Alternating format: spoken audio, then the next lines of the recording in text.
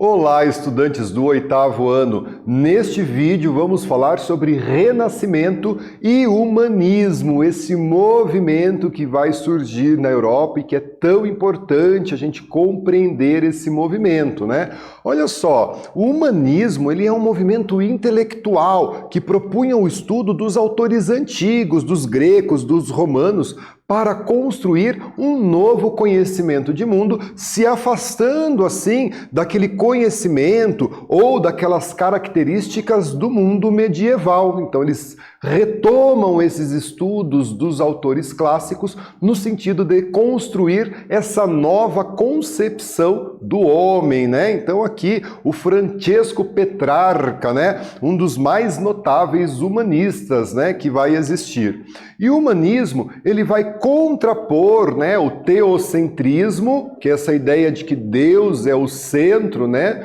E ele vai trazer aí novas concepções como o antropocentrismo, colocar o homem como centro. Então a gente pensa, né, o mundo, as necessidades a partir das necessidades do homem. E pensando assim, nós vamos utilizar também o método científico, o método racional, se afastando aí das ideias, das concepções metafísicas que existiam e permeavam o imaginário medieval. Então eles passam a responder os problemas da natureza, os problemas do homem, através do método científico, não é?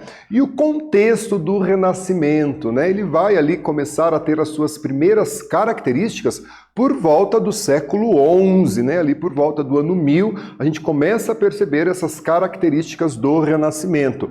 Nós vamos ter um aumento da produção de alimentos, gerando um excedente dessa produção que precisa ser comercializado para além das fronteiras do feudo, né? Expansão das áreas agrícolas e de novas técnicas de produção. Novos equipamentos surgem, o que faz que aumente a produtividade. E essa população ela vai crescer, mais alimento, a população consumindo mais, um crescimento da população. Tá? Então, para a gente entender esse contexto do Renascimento, né?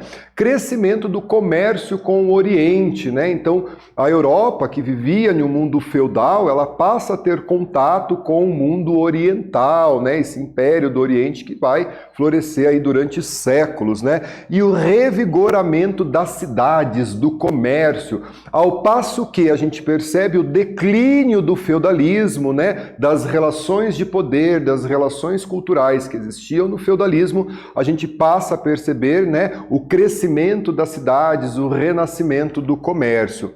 E a burguesia aí se posicionando com novos hábitos, novos valores e novas práticas, né? A burguesia aí surgindo como um grupo, né, social importante e que a partir aí da Idade Moderna vai protagonizar as relações de poder, a cena política e as relações de trabalho, né? Aqui um banqueiro burguês e a sua esposa, essa representação do século XVI.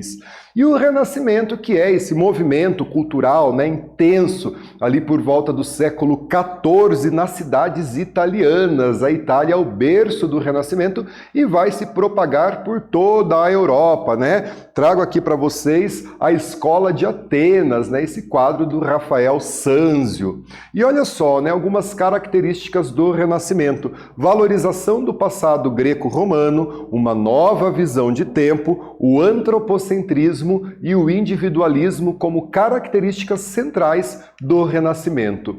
E aqui, pessoal, o realismo na representação da figura humana, né? A geometria, a anatomia, a matemática passa a fazer parte, né, desses campos das artes para retratar, né, a figura humana assim da forma mais real, né? Então a gente tem aí a perspectiva, o jogo de luz e sombra nessas produções artísticas, né, do Renascimento. Michelangelo, Donatello, Leonardo, Rafael e tantos outros artistas. Galera, neste vídeo nós falamos sobre humanismo e renascimento. Espero que vocês tenham gostado. Até breve!